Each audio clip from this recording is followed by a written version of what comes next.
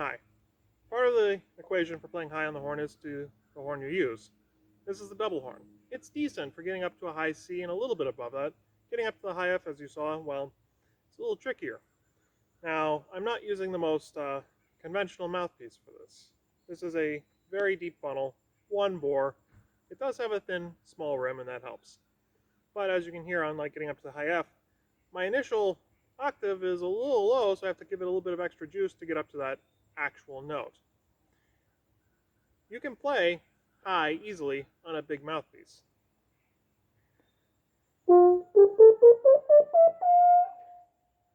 But when you're using a big mouthpiece with a lot of air volume and a big bore, the margin for error gets really narrow because everything depends on you and the information you put in the horn. A smaller bore is a regulator. You can't push as much air through, and it kind of trues where you're going. Doing the same thing on this smaller mouthpiece.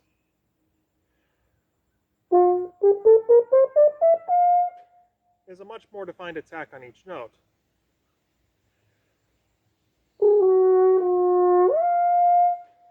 And although I am actually less secure in the mid-low register, because it's now a much smaller amount of air to work with, my high register is much simpler.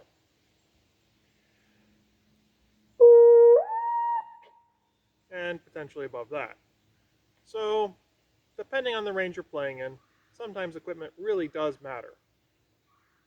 But at the end of the day, the basic mechanics are still the flow of air, relaxation of the lips, and the ability to get a buzz to be at the right frequency.